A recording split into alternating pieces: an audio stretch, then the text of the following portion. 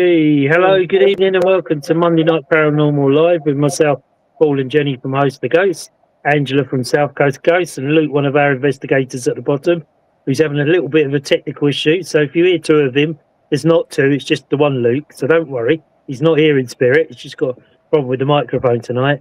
So I hope you had a great week this week with the weather and all of that. It's beautiful to be in the sunshine, and I prefer the sunshine to the rain. It's better for our joints, mine and Angela's joints, because they work better in the sunshine. we don't feel them so bad. So we're all okay. We've been well. So this tonight we're going to talk about a little mini investigation we had at Waverley Abbey. Myself, Luke, Angela was busy, so she couldn't make it. So it was myself, Jen, Lynn, and a few others there as always. So that was just our fallback one. So we'll talk a bit about the evidence we got there. So tonight we're going to pose a question for everybody.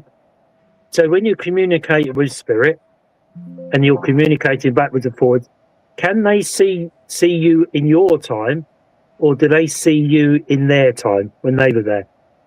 It's the question. That makes sense. I think it does, doesn't it? Yeah. Yeah, I think it's more about the location than the people. Yeah. So can they see you? Yeah. So can they see you in a modern day location? Or do they see you in their time when they were there at the location? Or so this is a question. We sent somebody put it up, and there's lots of different answers to it. So everybody was a bit split because Angela had a look. So a lot of people are split on yes, they can see you, no, they can't. We don't know, and they're not sure. So it's one of them questions where we're going to ask everybody who's watching. Hopefully, you'll come in and join us and give us your comments. I don't know the answer, to be honest with you, whether they can see us in our reality, in on the earth plane that we're on now, or if you're in their location. So if you're in a church or in a house or in their house or wherever you're communicating with the spirit, do they talk to you, but they can see it in their time? So if we were at a fault, would they see a fault, down a tunnel with other soldiers while they're talking to you or communicating? Or would they see what we see? And if they see what we see, do they understand the clothes that we're wearing? Because we would be totally different dressed to them.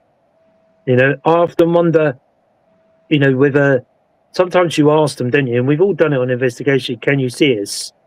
And you never really get a definitive answer. It's always a yes or a no. It's never, yes, I can see you. Then you could ask, can you see how I'm dressed, or something of that sort of nature? So it begs the question whether, they look at us and they see us in where we are and think, well, they're dressed strange, or they look very odd, very different.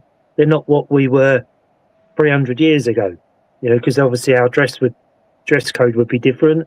Our language is different because our dialects change over the years. So we have a slightly different dialect than we would have had in them days. So if you're watching us on the live, come in and join us. Put your comments on the bottom. Angela will put them along. Tell us what you think. Tell us if you understand. I mean, I don't think anybody can be 100% sure the answer. I think we all have a different, like Angela was saying earlier, it's a bit of a split. People are a bit sort of split, some for, some not. So it's a bit odd, really. So I'm not sure. I've never really asked them. Of you being there, you're there, they're just carrying on with it, so it would all be what they see and know from when they were alive. But what's the other thing I thought of? I've lost my train of thought already. And if it's like intelligent energy, then it's a question of why are they there?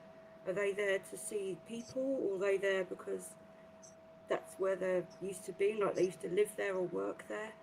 So I think there's lots of different things to think about. So I guess if they were there to see people, I don't know if they'd even take notice of the surroundings. If they're only there to communicate with past loved ones or something. And do you think, like you were saying a bit earlier, when you get an angry spirit, it's because they see you in their time? You're in my house. What are you doing in my house? Get out, get out, get out. you know, and we've all heard voices on, you know, saying, get out, get out. Is it that they're seeing us invading their home as it was? Or they just hear us? What do you think?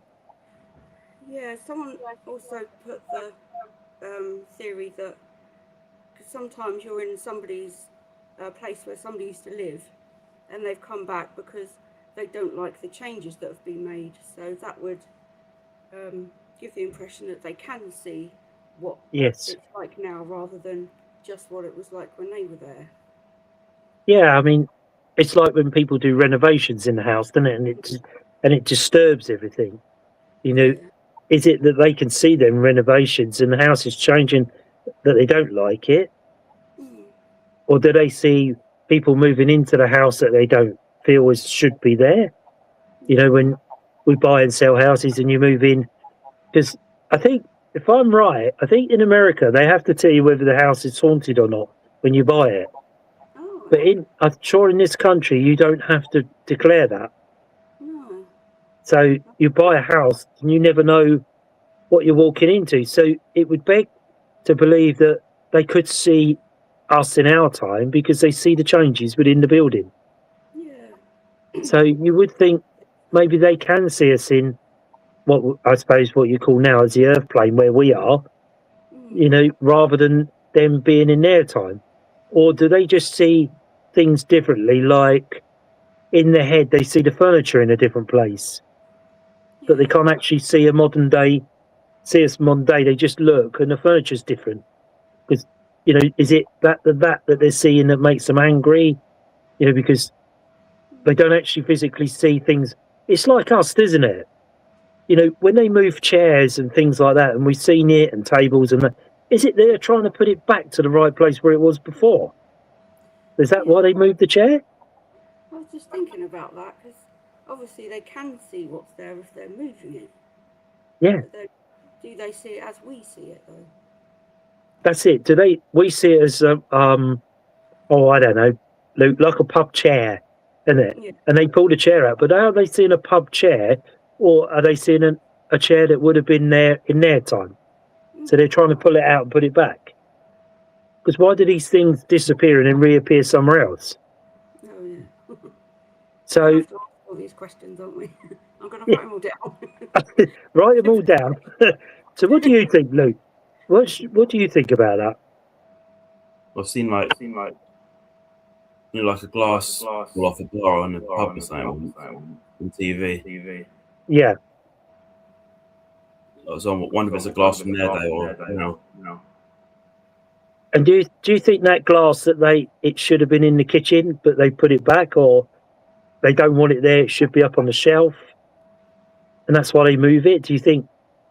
I've seen it. I think one smashed on the floor once. I think. And is that because there's frustration that it's in the wrong place for them? It could be, yeah. You know, I often it's sort of what makes you think, doesn't it? You know, we get angry spirits, and we've dealt with angry spirits, and you know they get out and slamming doors, and you sort of believe, you think, oh well, he's not a very nice person. But would you be very happy if you was to come across someone in your house? No. So, you know, are we trespassing in their time because they see us? What are you doing in my house? Get out, whatever. Like we would in the modern day, isn't it? Now, you know, someone's to come in your house, you'd go, get out. You're not welcome. You know, that sort. So we would become the angry spirit, wouldn't we? Yeah. Whether you'd throw something at someone, I don't know, but is it that's why they're angry because you're invading their space? I don't know. It's a hard question. I mean, I think that maybe they can, whether they see our surroundings as we see them, or they just see something different in the room. I don't think they can see into the modern day because that would mean that they could see into the future. Oh, that's a good point. Yeah. Are they able to see into the future, Spirit? I don't actually know. I'm getting myself totally confused now. It's like getting a bit deep, isn't it?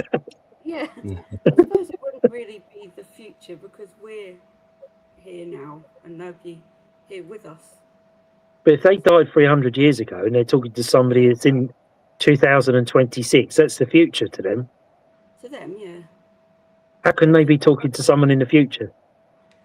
I guess that's like spirits that don't realise they're dead and they're there. Would they see like our stuff, or do they just see their stuff because they don't know they're dead?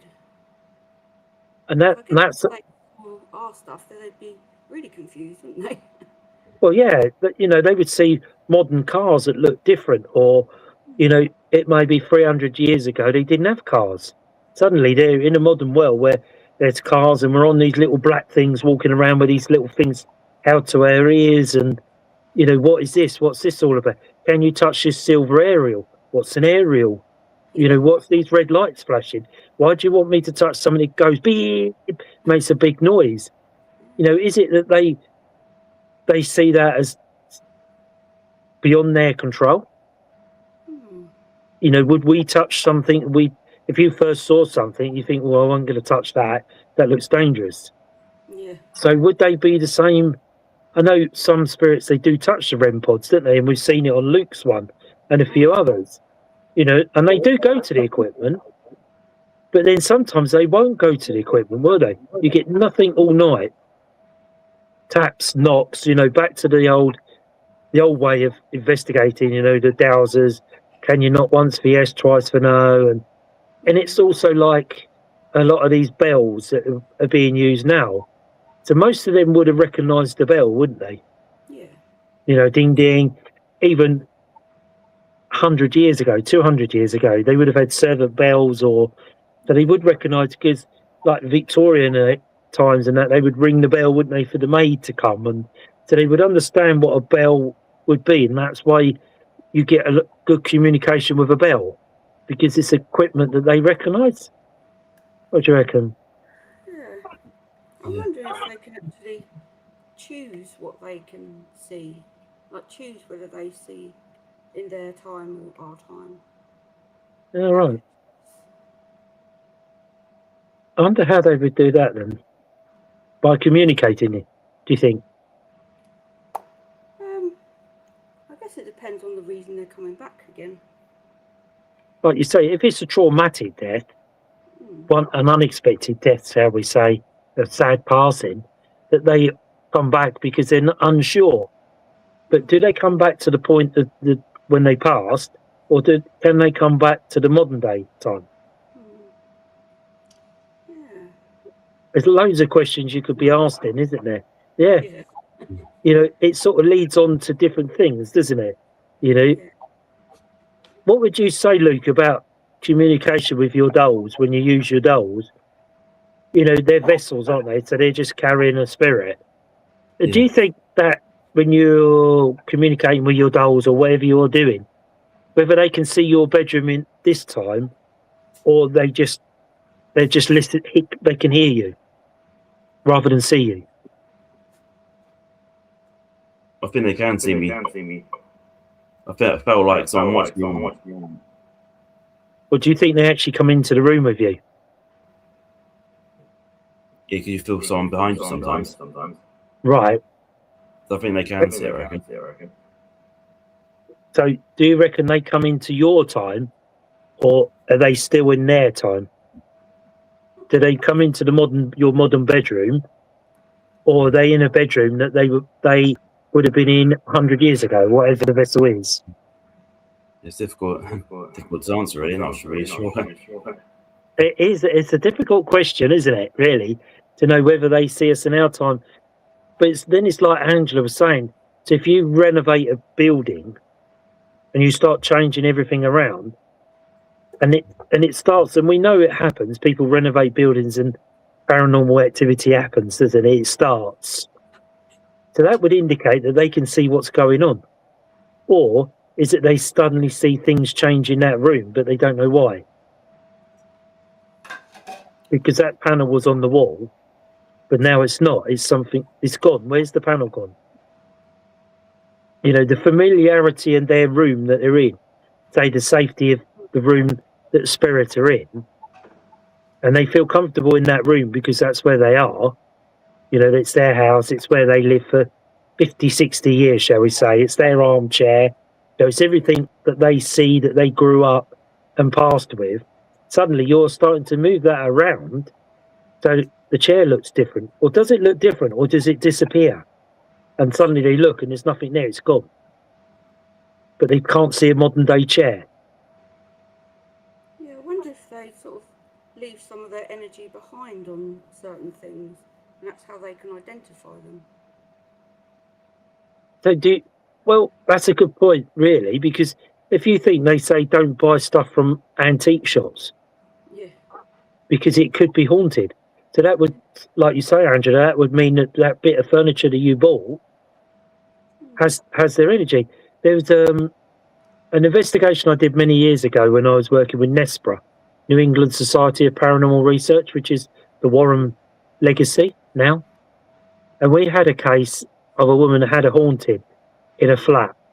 And we were asked, because they're all over the world, so we were asked to go to this flat and go through the flat and see what she was having. Terrible, terrible time in this flat, horrendous time. And she had two young children that were scared, and they had to sleep together, all three of them, and they couldn't really move around the room, and it was just horrendous, you know. And she took footage and sent us footage over that we could watch them, and they literally were petrified in this flat. And it was just outside of Brighton. Just before you go in, there's a massive green on the left. There's massive blocks of flats on your right-hand side. It was in one of them. So we watched the video, and the things that were going on there were just incredible, absolutely incredible. You know, wardrobes opening, clothes being moved about, and clothes in the wardrobe would be put on the bed, and then you go back and they've gone from the bed back in the wardrobe. That mischievous things, you know, obviously to a lady on her own and two children, it's quite scary.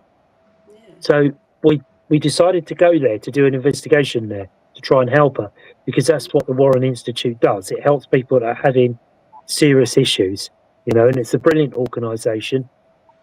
Despite what people say, it is a brilliant organisation and well worth, because it's Ed and Lorraine's grandson that runs it. So it's him that does Chris McKinnell. But it is an excellent organisation that helps people when they're, you know, they've got nowhere else to go. They're absolutely brilliant. So it takes you a while to get in there because you have to qualify and do certain things. Anyway, so we went to Brighton to this flat. The first thing we did was obviously check the outsides of the flat. So we wandered around, just a normal block of flats in a green, overlooking the green in Brighton. Nothing really that caught you, no graveyards, nothing really around that would sort of float your boat, thinking, no roadworks, no buildings, no building work, nothing. But okay, so obviously we went up, and it's about 7th or 8th floor, I can't quite remember now. So it's quite a way up, so it had a beautiful view out.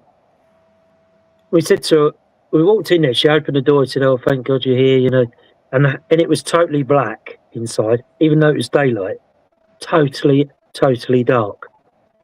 So anyway, we walked in the flat, and it had the most oppressive feeling in this flat. Horrible. So we said to her, "You need to open the curtains." She said, "Oh, well, I can't open the curtains because it won't let me." So we walked in, we opened all the curtains.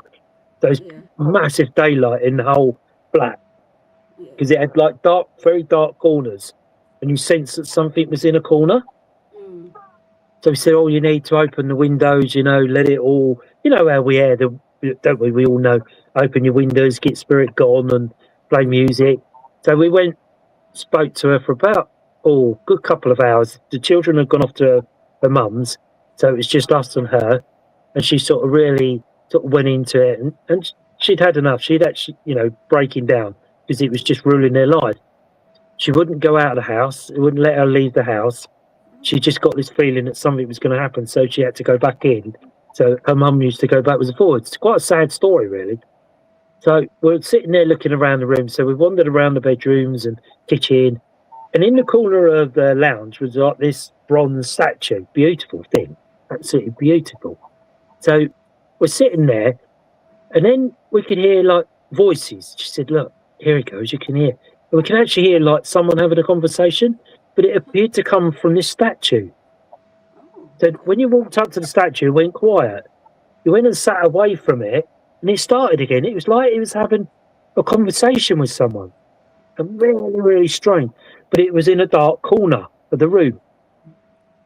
So we said to her, "Oh, you know, you've got," and she had some real modern day furniture, but this sort of statue seemed odd, different from the rest of the furniture. So we said to her, "Oh, how long you had the statue?" She said, "Oh, about a year." And she, when we first met her, it was about a year. It all started. So there's your first clue. So we said, "Oh, where'd you get it?" "Oh, it was something my mother-in-law bought from an antique shop. I really loved it, and I was really drawn to it, so I bought it home." So there's the issue starting to come. Yeah. So, and as we were talking, you can hear this conversation like two people talking. That's exactly what it was like, but you couldn't catch it on the voice recorder because I left the voice recorder over there. As soon as you went near it, stopped. But it's a mumbling. And occasionally you'd hear a word. You think, what was that? And she said, we get that all the time, day and night. And it's so scary in the middle of the night. You can hear people talking. So we're like, okay, so the best thing we can do, have you got an outside shed away from the building? So she said, yeah, I've got like where I put my bikes and all that. So we ended up getting the statue, wrapping it up in bubble wrap and all of that. And she said, oh, no, you can't take it out. You can't take it out. I'm drawn to it. Don't take it out of the house. No, no, no. She was really, really upset. So we said, no, it's got to go. We want to try something. Are you okay? And we said, we promised to bring it back, once we've tried something. So we took it out. She was like beside herself because we were taking it out. Put it in the bike shed, went back and sat there. We said to her, look, it was getting on late now and we couldn't hear any voices. So we said to her, can you try this for a couple of days and just let us know how you get on? Phone us tomorrow and then phone us the next day so we know you're okay. But you can't put him out there. Who can't we put out there? So it already attached to her. Yeah. So it drawn her. So she phoned back the first night and said, oh, we had really difficult to sleep because it was too quiet. Oh. So we're like, right. She did, because it had changed, the whole atmosphere changed in the flat. It was difficult to sleep. So I got in the car, drove the children to my mum's and we stayed there because the flat wasn't the same. So thinking, okay. So we said to her, you need to go back the second night. Do you have a friend that can stay with you in the building? Just keep you safe. She said, yeah, a girlfriend of hers would stay the night with her. And sure enough, they stayed the night. And then the next evening, they rung up and said, do you know what? It's completely changed here. It is so, so different in this flat. There's, it's like a weight's been lifted. There's no darkness in the flat. We said, what you need to do is open the curtains, play great music, sing along with the music because it's good vibration and all of that. And she said, but I really need to bring that back in because it's not right. It's outside. I said, but the issue is with the statue. And we think that wherever the statue came from her mum or wherever her mum got it from, it was haunted. Yeah, it sounds like it. Because the flat completely changed once we took it out. It was like she was connected to it. She was like shouting at us, no, take it out. You can't put him out there. It's not fair. And it was like it had a hold on her. Yeah. So, having haunted antiques, like we were saying, I don't know what he was trying to do. I don't think he was trying to attach to her or cause an issue, but it's obviously causing some sort of issue because she wouldn't have gone for help, So, and then the last time we spoke was probably 8 months later, and she'd actually taken it back to the antique shop, gave it back free. She said the whole flat, and she completely different. She had colour in her face. She looked much happier, much perky. When we saw her, she was very pale, very drawn. I suppose you would do, not having a great deal of sleep. Yeah. And, having that going on was quite scary in the middle of the night.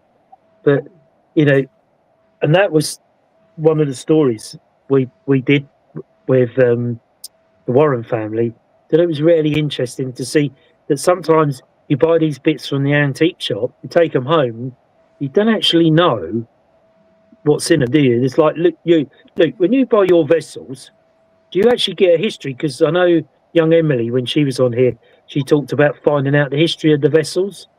Do you find out the history on your vessels? You get like sometimes they give you a paper printed out of the story. And right. And On the internet, sorry, go on, mate. Description on the internet before you buy it. And what do you look at? What do you actually read? What do they actually write? Bearing in mind that people watching this probably not had haunted dolls or whatever you want, vessels or whatever you want to call them.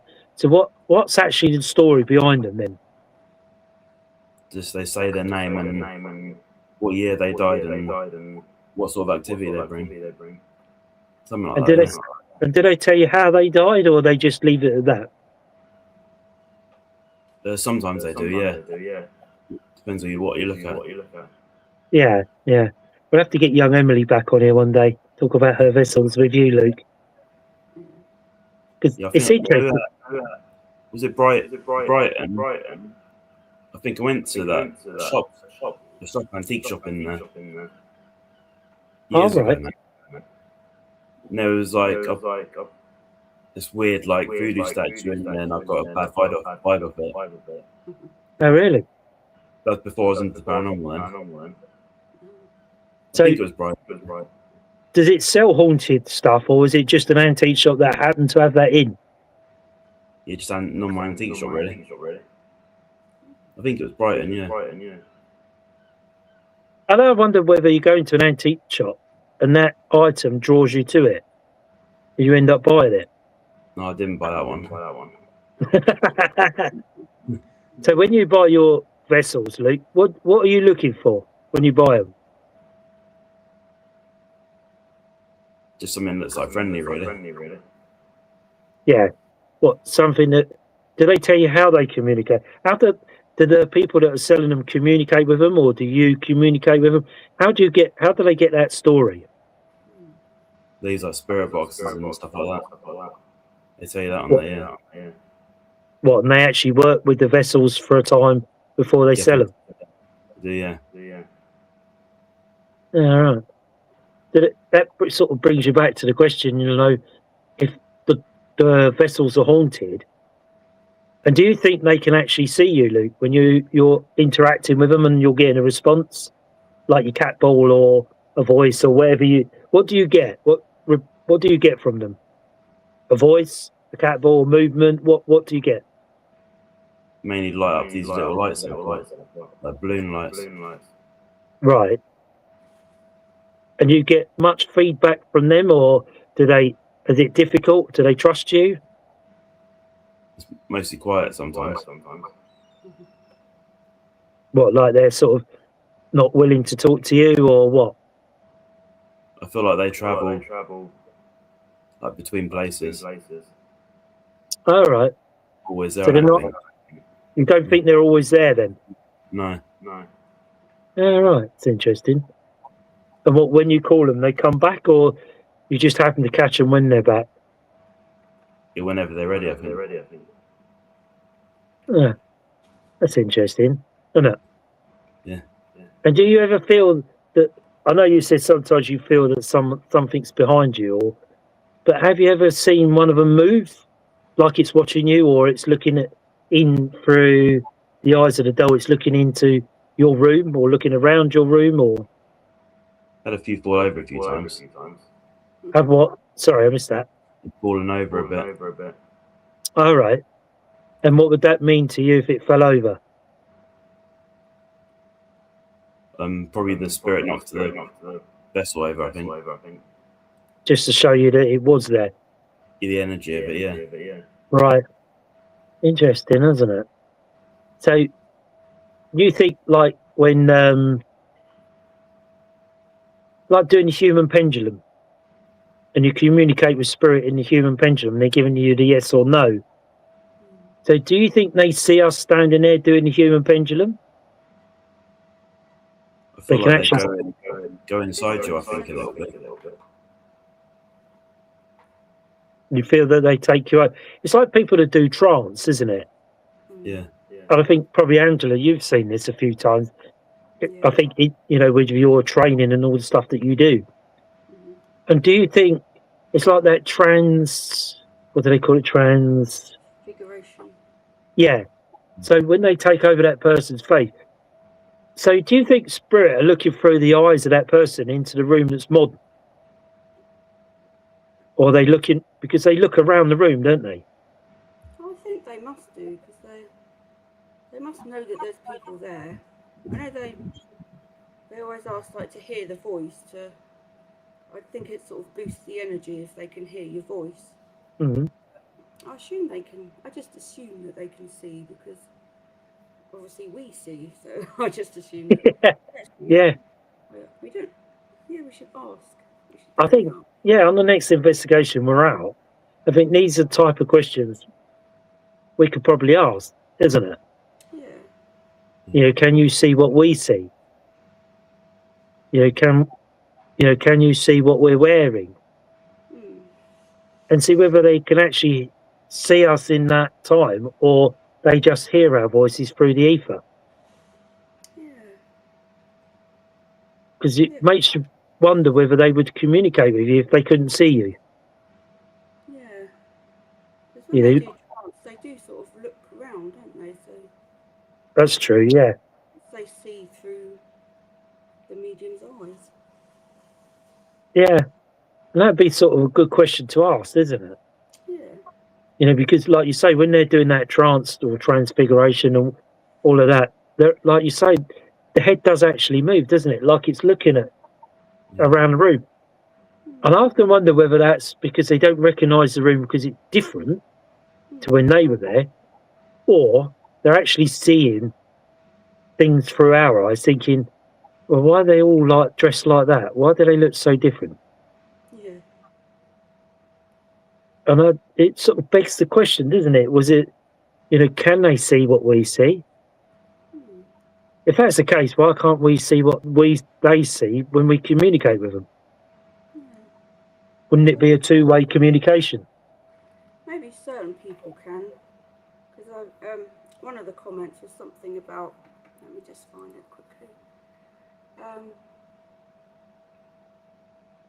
Where's it gone? I've lost it now. Something about cats. No, nothing about cats. All right. I can't find the comment now, but yeah, it was something about.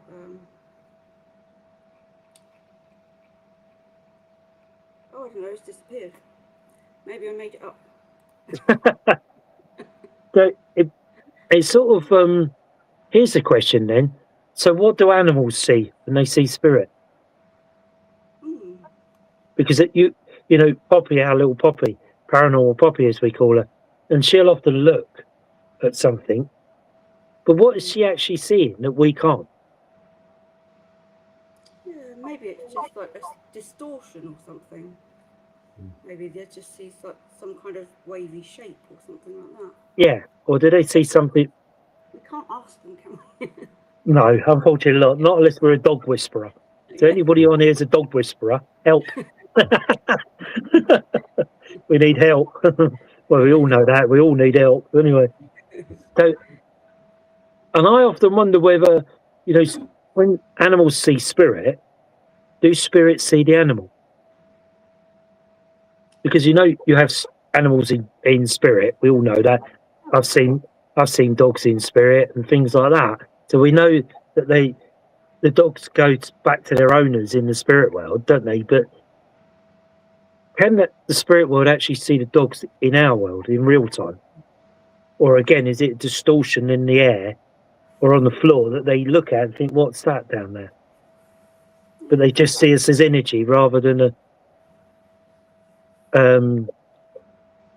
don't know. Do they see us like an apparition? Are we an apparition to them as much as they are to us when we see them? I have seen an apparition in investigations, and it is like it. I don't know how to explain it. The one I saw, it was like it was looking through me, but I'm sure it knew I was there. Oh, okay. But I wasn't sure because it's like it looked straight through beyond me. Yeah. And this was an investigation when I did the place in Guildford, Merris Wood. That's where I saw my very first apparition there. But where it looked through the door and then came in the corridor, it's not as much as it was, all right, it was stood next to me, but it was like it was looking through me, but not. So I don't know whether it actually saw me as a human being, or it just saw me as this funny shaped energy in the corridor. But it actually looked like it would look through me. Yeah, but some people can interact with spirits because they see them as like a solid form. They don't realise they're a spirit, and they can have like a conversation. So I imagine that the spirit does see the person that they're talking to. Otherwise, I don't think they speak in the same way. If you're speaking just like a haze or something, you're not gonna be sure that that's the person, so you're not gonna have that same kind of conversation, I wouldn't have thought. And that sort of brings you to the intelligence or the residual, doesn't it? Because in a residual haunting, it carries on as normal, like it's going about its everyday business, but doesn't recognise anything around, because it's that stone tape theory that it's playing back out, this motion or this time in its life, and it walks straight through you or past you, but doesn't acknowledge you. Yeah. So, that's your residual. So if you get an intelligent one, because I'll be totally honest with you, when I saw this apparition, it did look like a real person. It really did. But it was like a heat haze. It was like a heat haze around him. Oh. That's the only difference I could tell. I could see the colour of his suit. I could see his face, his little moustache. And I saw all of that. But the only thing that made him look different was 1 minute he was on looking through the glass. The next minute he was actually in the hallway with us. So he couldn't have come through the door because the door never opened. And 7 people saw it at the same time. He just appeared in the hallway. But I remember describing his jacket, the way he looked. But what looked different was he had like a haze around him. Like an energy haze, like an aura. Yeah. And that's the only thing I thought. And I sort of looked and then looked back, and he was sort of just literally an arm away from me. And then these women saw him and screamed, and then I looked back and he'd gone. He couldn't have gone out of a swing door that quick without the door still going. So I didn't believe at first what I'd seen because it looked so real. Yeah. And I think sometimes we're out and about and so busy with our life that we don't see these spirits because they try not blend in, but I think if you stopped and looked, you'd notice something different about. And it's like some people you meet, isn't it? You think, I don't know what it is about you. There's something different about you. Yeah. That feeling. And we get that feeling, don't we, in the human body that, why there's something about this person. And why is that? Is that a real person? I don't know. And it brings you back to the time travel, doesn't it? Can they go backwards and forwards? It's a different subject, isn't it? How they could travel. But, the question is, can they see us in their time, in their old room as it was, or can they see us in a modern day time? I still think they see us in their time, because I think they'd be freaked out if they saw us in modern day clothing. They wouldn't understand that you've got a polo shirt on. Why have you got a baseball cap on? I know they would have worn glasses 200 or 300 years ago. So glasses being on your face probably look different, but not really out of the way. And I think if they see modern day dress, maybe that's why they get angry. They don't know who you are or what you're doing in their time or in their room or in their bedroom or in their lounge, or I really don't know. Like I say, if anybody out there's got an answer, comment so we know. It'd be interested to know what other people's thoughts are. Did there any comments coming in, or they're all quiet? They're all on holiday, aren't they? By the look of it. I'm away next week anyway, so that's our Monday off anyway. So it's good. Yeah.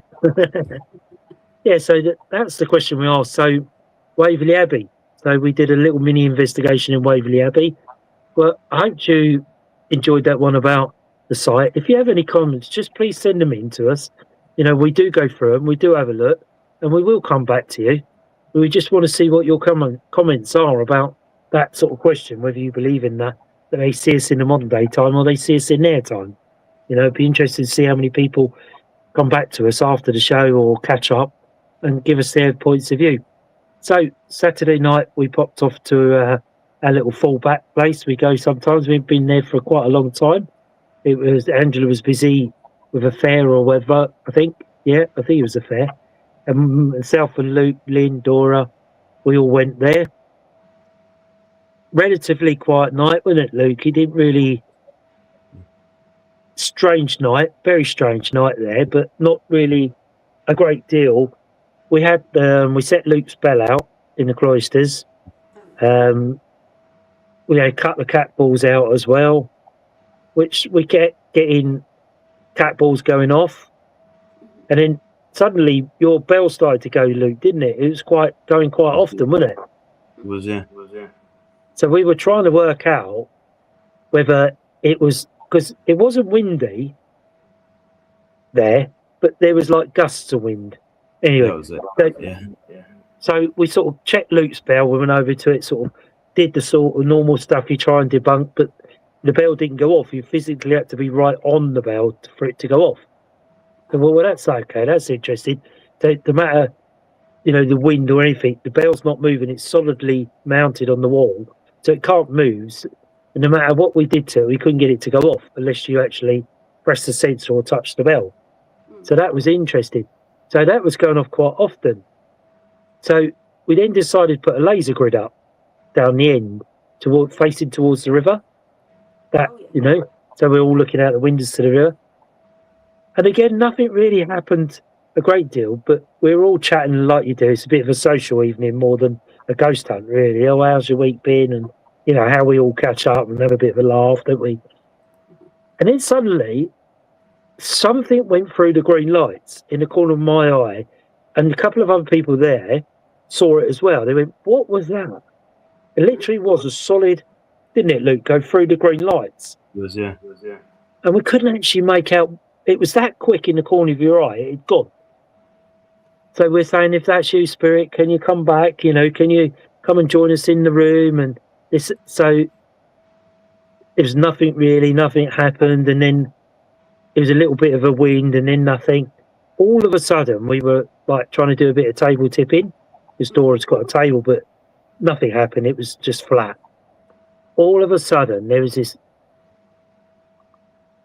like a gust of wind. It was more than wind because it blew it blew everything off the table, blew all the cushions across the floor, didn't it, Luke? The bell went off, the cat balls flashed, and it was just like the REM pod went off as well, all at the same time.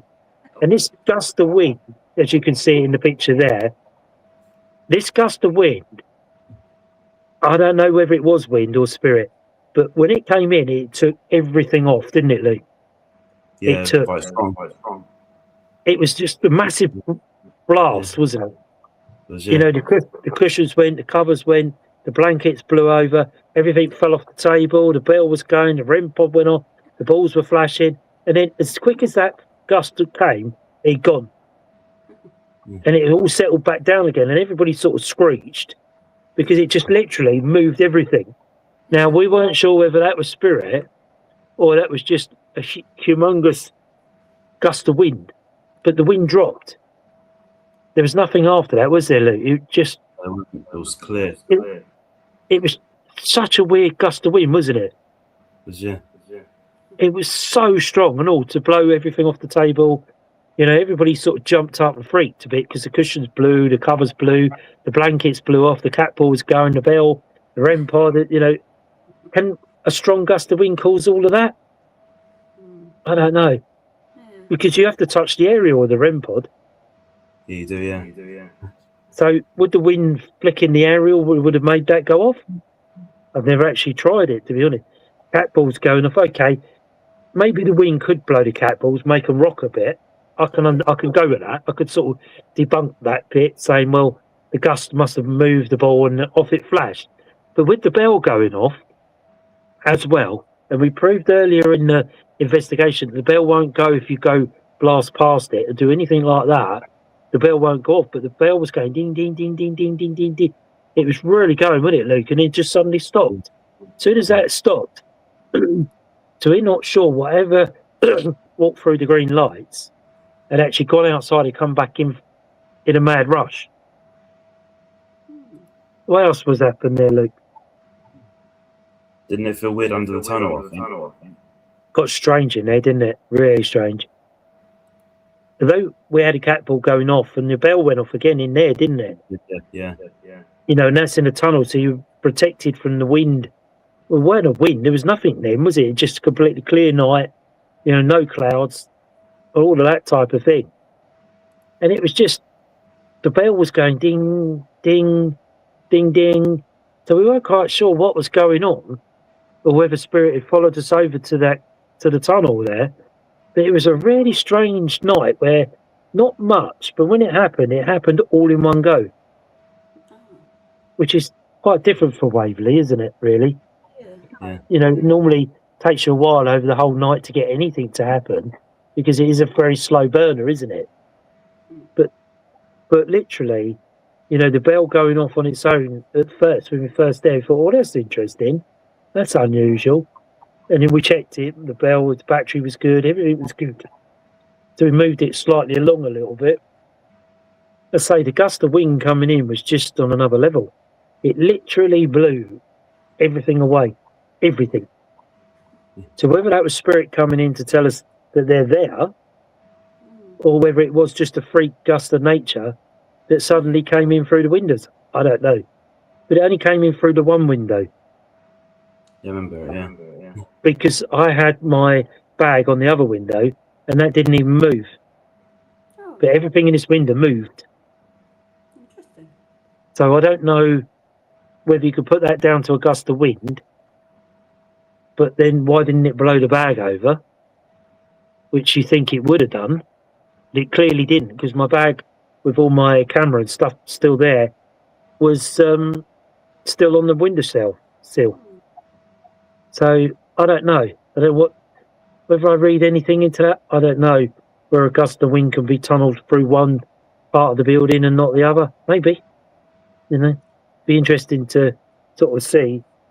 And it's sort of, I'd say, the shadow through the green lights, the bell. It was little bits, subtle bits like that. You know, we called for the white lady by the tree again until we could get that mist to appear.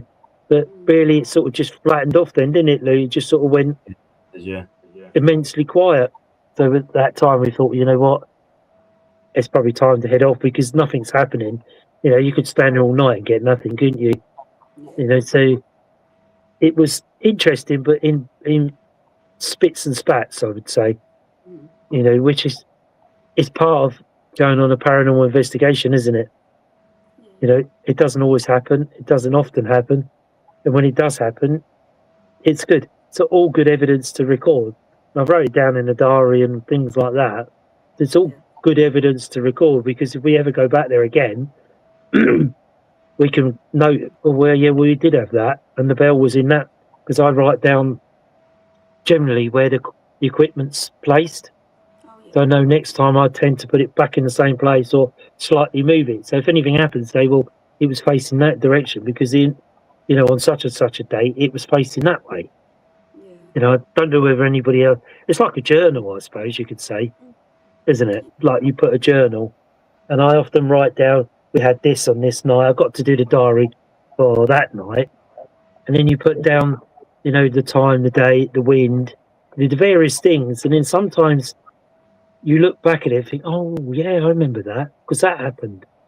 And sometimes in there, I see things and think, oh, and it jogs your memory. You think, yes, I remember that, but I forgot that. Because sometimes everything happens, doesn't it? And you get home and you think, what really happened that night? And you forget, don't you? Because it's either hectic or nothing happened. So it's always good to keep a journal, write different things down that you can look back on. Say, oh, yeah, in July we did this and got this, this and this. But in November we got nothing. You know, why the difference? What else happened there, Luke? Nowhere near the tree. I'm not sure what happened. Something happened, I think. By the tree? The tree thing, yeah. So this is what I mean. I should have wrote it down there and then. My memory's not so good at the moment. So I can't remember that one. I don't know. Yeah. Oh, we had the bell going. Didn't the bell go off in the tree? Yeah, it did. That was right. Yeah, I remember now. Because we had the bell on the tree and we were standing quite a way back from the bell and the bell was going off in the tree. Yeah, did you? And there was no wind, no weather, no anything like that. It was just the bells ding, ding, ding, ding. So we're like, whoa, there's something different.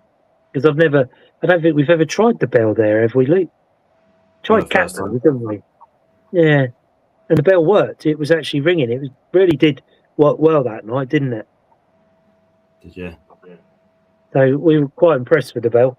But it worked. So that's it, really. That was our investigation, just a small few hours, really, where we dropped back to. So anybody got anything else they want to add tonight? We have a comment. Oh, right. Wow. Graham. Hi, Graham. I think they see us as we are, and they do see our dog and call his name. I did say a while ago that I broke his harness, and Spirit said that, did you fix it? Oh, wow. They wouldn't know what a dog harness was. Maybe they know everything and see everything.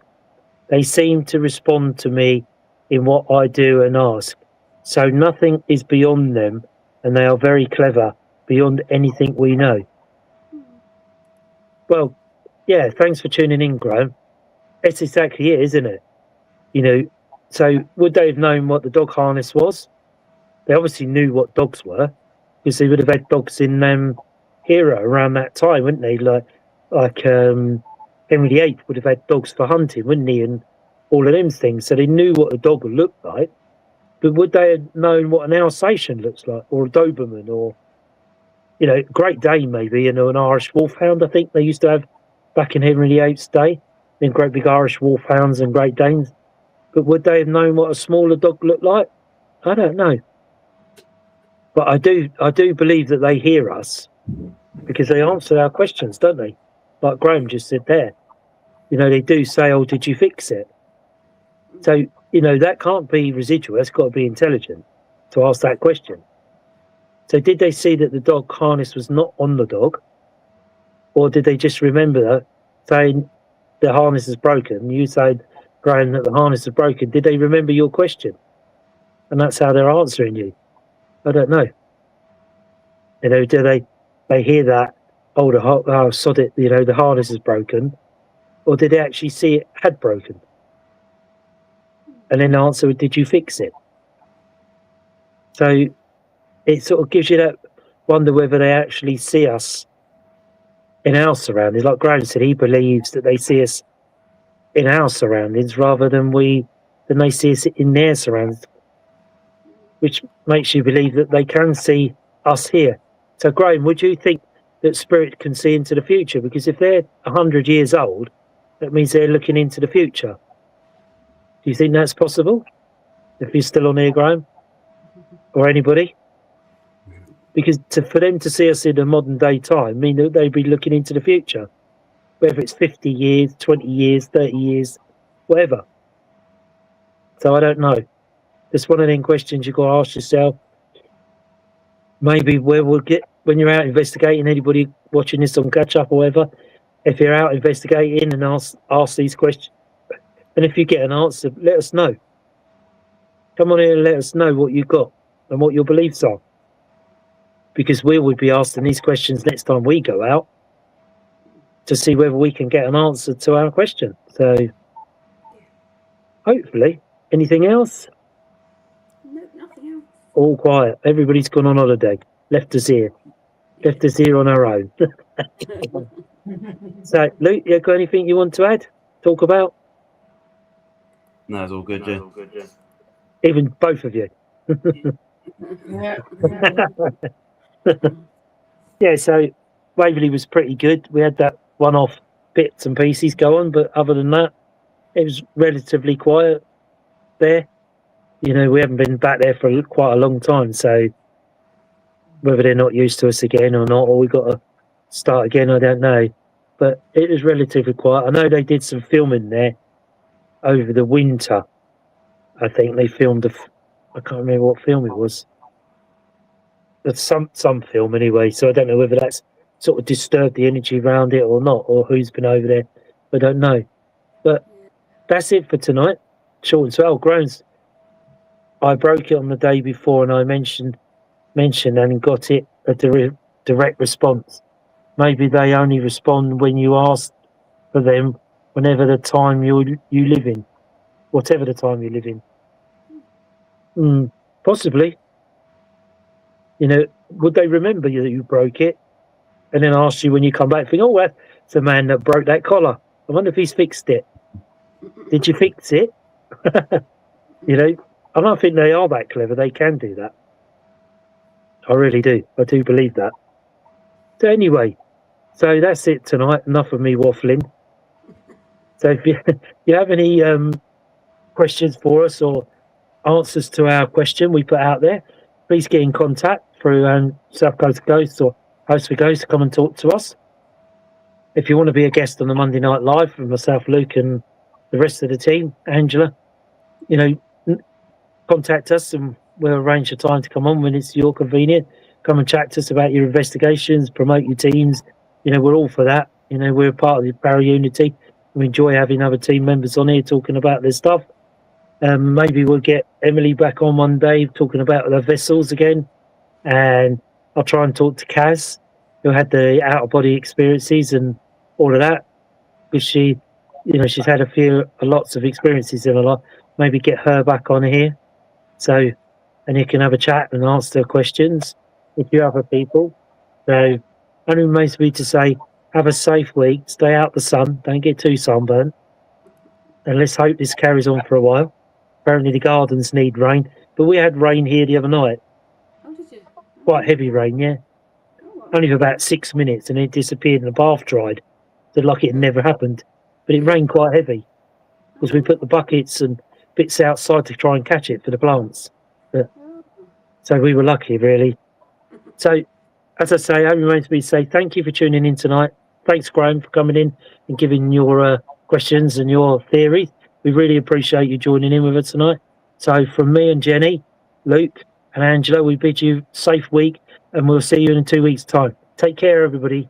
Bye. Bye.